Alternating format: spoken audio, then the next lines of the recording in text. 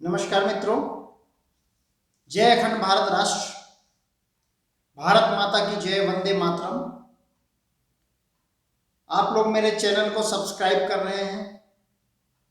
मुझे मेरे दर्शकों से बहुत प्यार मिल रहा है। लोगों के कॉल्स भी आ रहे हैं मेरे पास। ऐसे ही मैं आपके लिए अच्छे अच्छे वीडियो शेयर करता रहूँगा। जितना मेरे से हो सकेगा मैं आप लोगों की मदद करता रहूँगा। आप लोग ज़्यादा से ज़्यादा मेरे चैनल को सब्सक्राइब कीजिए। जिन लोगों ने मेरे चैनल को सब्सक्राइब किया है उसको मैं बहुत बहुत धन्यवाद देता हूं और भगवान से आपके उत्थान के लिए प्रार्थना भी करता हूं।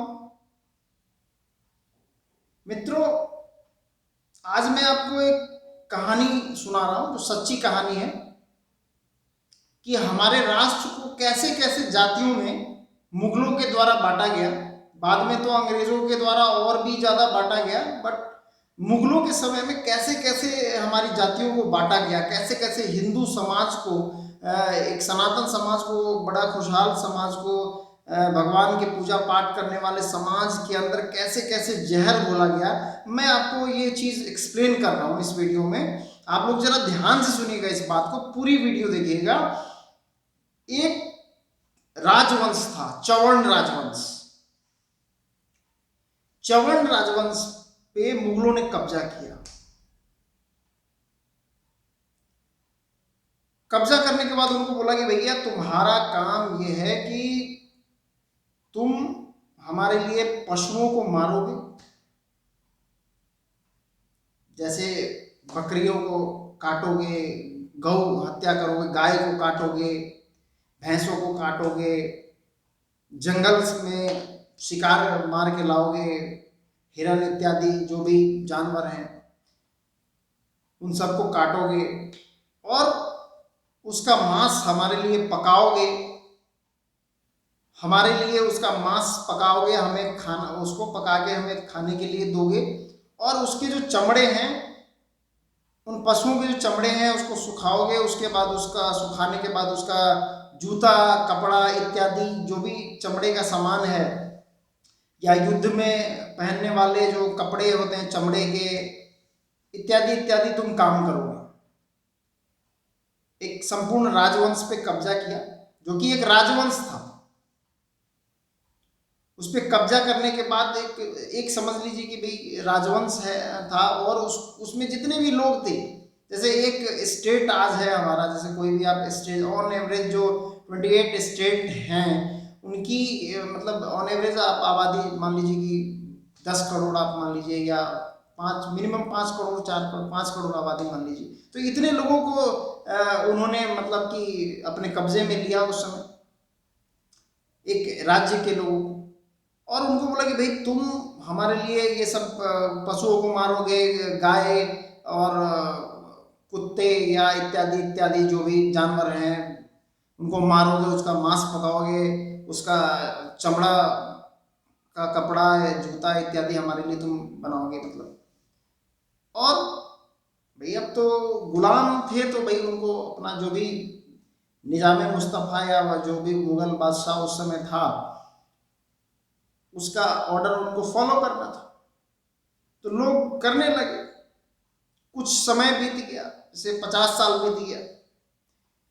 तो 50 साल के बाद जो बच्चे थे वो भी बुढ़ापे के कगार पे आ गए। जो 50 साल पहले जब वो राजवंश कब्जा हुआ था, तो वो बच्चे जो थे उस समय छोटे छोटे, वो तो देख रहे थे कि भैया इनके साथ तो अत्याचार हो रहा है।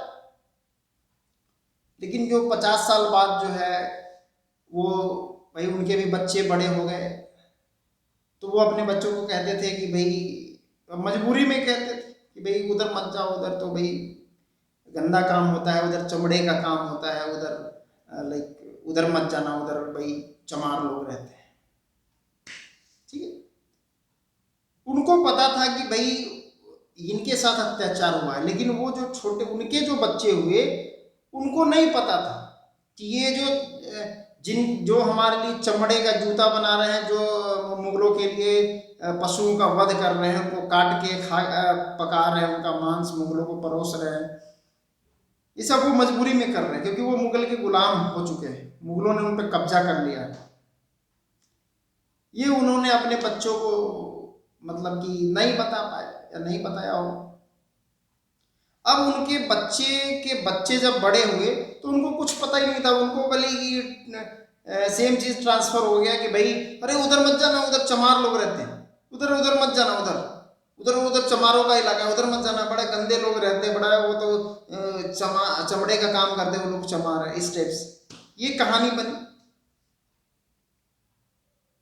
उसके बाद जब उन बच्चों के बच्चे हुए तो लाइक समझो कि 125 साल 150 साल का गैप हो गया। अब उन बच्चों को पता ही नहीं, उन बच्चों को पता ही नहीं है कि वो चमार जो था वो एक राजवंश था और वो चमार कैसे बन गया, पता ही नहीं। क्योंकि उस समय जब भारत मुगलों का गुलाम हुआ तो भारत 500 छोटे छोटे छोटे छोटे अखंड भारत राष्ट्र जो था वो 500 छोटे छोटे छोटे गणराज्यों, छोटे छोटे राज्यों में बटा हुआ था, 500, उससे भी ज्यादा आप कह लीजिए। तो कोई राजा किसी की मदद करता था, कोई नहीं करता था, मतलब कि ठीक है भाई ये तुम्हारा राज्य है, तुम अपना समझो, एकता नहीं थी।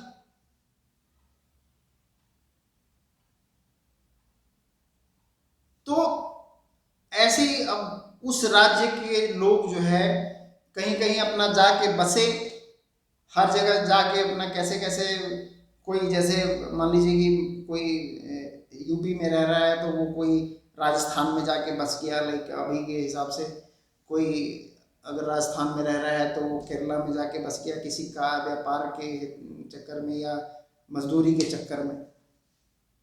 तो ऐसे ऐसे जो आज जिसको हम चमार जाति कहते हैं,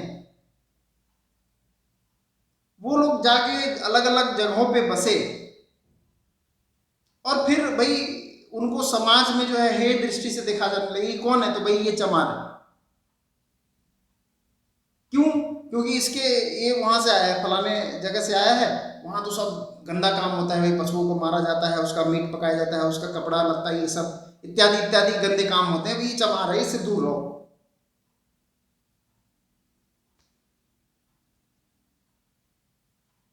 सेम चीज हम जब छोटे थे हमारे बाप दादाओं ने भी हमें यही सिखाया,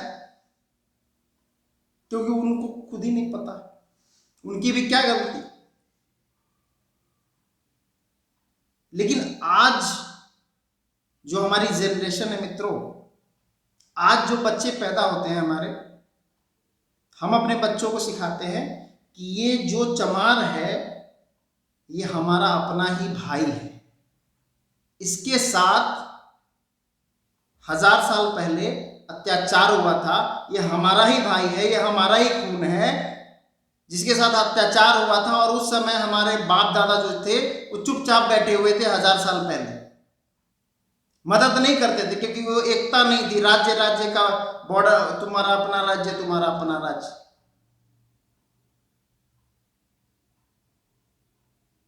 आज हम अपने बच्चों को सिखाते हैं कि बेटा ये चमार नहीं है, ये हमारा अपना ही भाई है जो 1000 साल पहले हमसे बिछुड़ गया था राज्य राज्य के खेल में। तो आप भी मित्रों अगर सनातन संस्कृति को अगर बचाना चाहते हैं तो आप भी अपने बच्चों को ऐसे ही संस्कार दीजिए कि कोई किसी को जाति भेद करके ना पुकारे। मित्रों आपसे हाथ जोड़ के नम्र निवेदन है कि अपने बच्चों के संस्कारों का परिवर्तन कीजिए, बहुत जरूरी मित्रों। अगर आप सनातन को, इस राष्ट्र को बचाना चाहते हैं, हिंदू राष्ट्र को बचाना चाहते हैं, इस राष्ट्र के निर्माण में सहयोग करना चाहते हैं, तो अपने बच्चों को आप ईद की सेवैया खाने भेजिए मित्रों, मुझे कोई दिक्कत नहीं है। लेकिन राष्ट्र निर्माण के लिए आप अपने बच्चों के संस्कारों में परिवर्तन कीजिए। अब आप समझ गए होंगे कि चमार को चमार बनाने वाला कौन था। वो हमारा ही भाई था, क्योंकि एक राजवंश पे जब मुगलों ने अत्याचार किया तो उस समय हमारे दूसरे राजवंश के लोग चुप थे।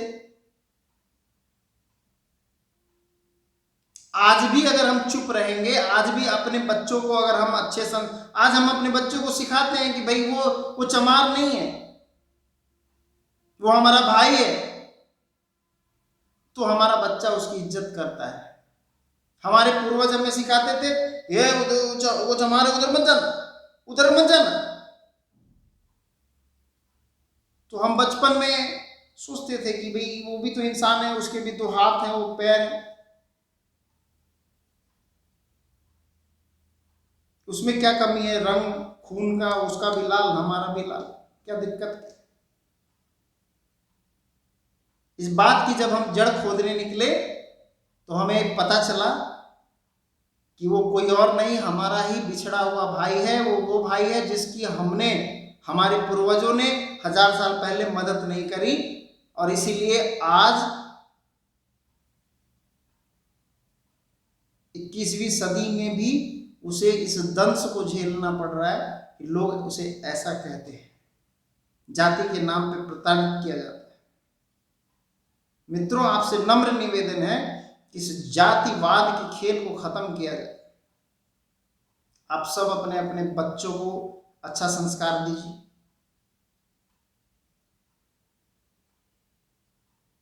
ताकि वो अच्छे राष्ट्र का निर्माण कर सके। इस राष्ट्र में, हमारे भारत राष्ट्र में त्रुटियों का एक बहुत बड़ा अंबार है, जिसे हम सबको मिलके ही खत्म करना पड़ेगा। मित्रों, नमस्कार। अब आपसे इजाजत चाहूंगा, अगले वीडियो में फिर मिलता हूं आपसे। हमारे चैनल को ज़्यादा से ज़्यादा सब्सक्राइब कीजिए, लाइक कीजिए, शेयर कीजिए। Thank you.